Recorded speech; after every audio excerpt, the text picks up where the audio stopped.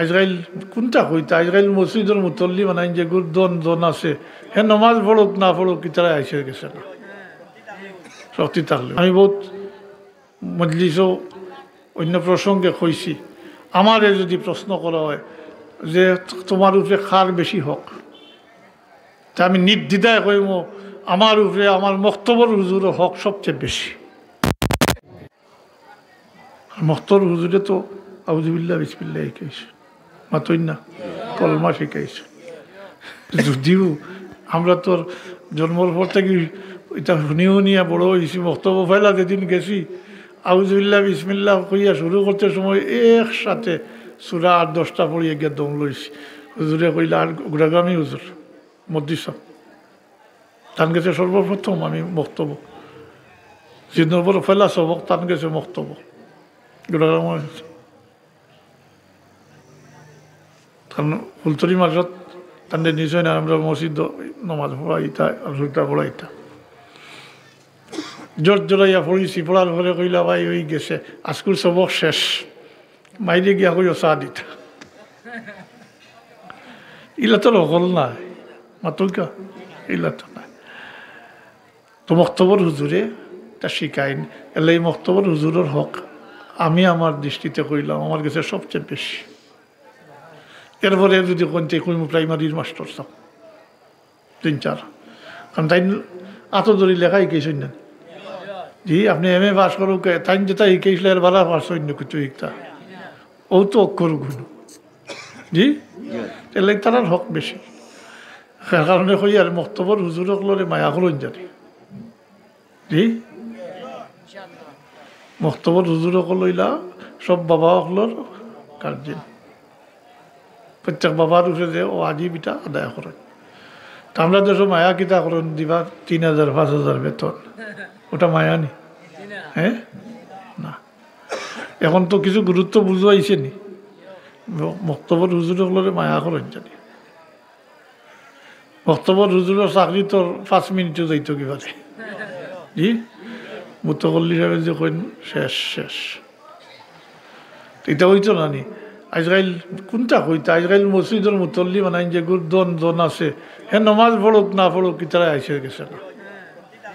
সত্যি থাকলে বলল হে মুতকল্লি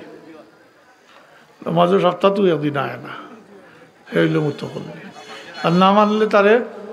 বেড়া লাগাই দিব প্রসাদ লাগাই দিব তো বেনমাজি মানুষের মুতকল্লি বানাইবা আপনি তার কাছটাই কিতাব আইতা আর হে কদর কিতাব উঠবাইব মসজিদর আর মসজিদর ইমাম সাহেবের কদর কিতাব উঠবাইব তো এর লাগে এটা চিন্তা করেন জানি কিছু মসজিদর কমিটি করলে নমাজি মানুষ দিয়া করেন জানি জি আর এরারে মায়া করেন জানি আর মক্তবটা উঠাই না জানি বুঝাইতাম পারছি মক্তবটা উঠাই না জানি গরো পড়িয়া ইটা ওয় না আর মক্তব্য সপ্তাহবারে দুয়ার নানি ফিস বাজু এমনভাবে শিকাইয়া দেয়নি কয় বছরে একটা সিনার মধ্যে গাঁতি যায় হৌ যে ছোটোবেলা পড়িছিল এটা এখনও মনে আছে না আবঠানিয়া যায় তো মক্তব্যর গুরুত্বটা বুঝুন জানি হ্যাঁ আর বাচ্চাইন্তর ভাই খেয়াল করুক বাচ্চাইন্তর এইভাবে ছাড়াই না জানি সাইন নিকালি বাচ্চাইন্তর কারণে কেয়ামত দিন আঁকটিতা তো আর গুরু যে ও আলাদা কারণে না জাত পাইবা এগুলোর পরিচয় তো দিছি না এগুলো হইলা ও গুরু যারা বাচ্চাইন্তরে মুসলমান বানাইয়া নেককার হিসাবে রাখিয়া যাইবা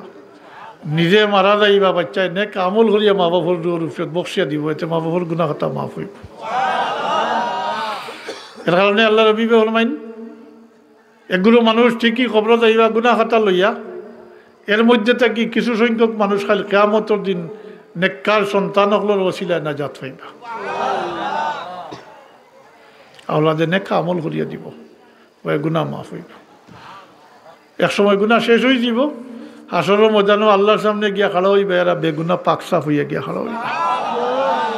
আওলাদর জরিয়া নাজাত পাইবা এরা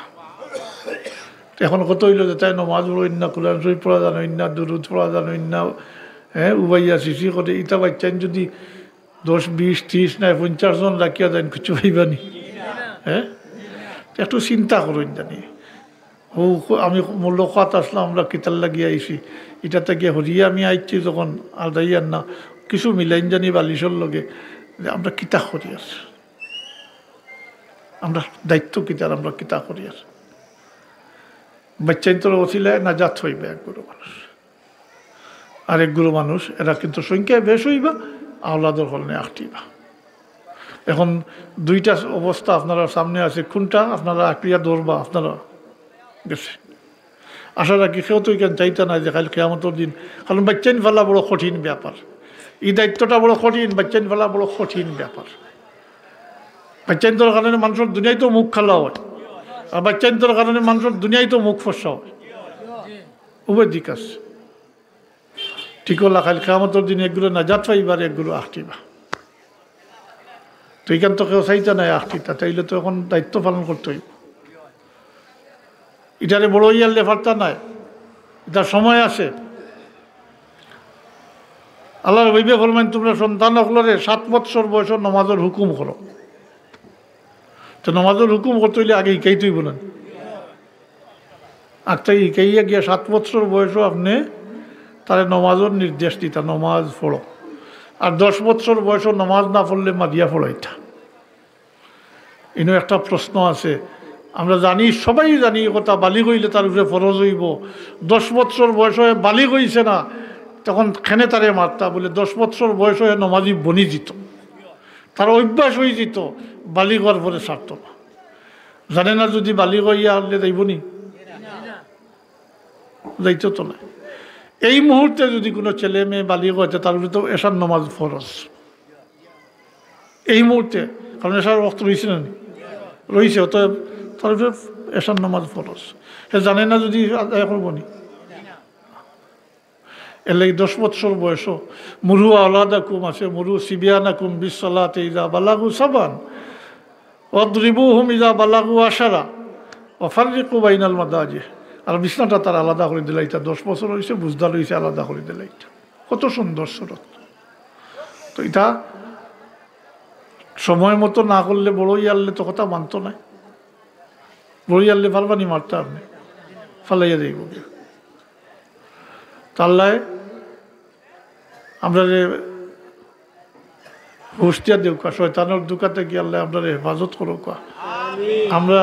যদিও আমি বিত্তফসির আলোচনা করতাম পারছি না দুনিয়ার আওয়ার উদ্দেশ্য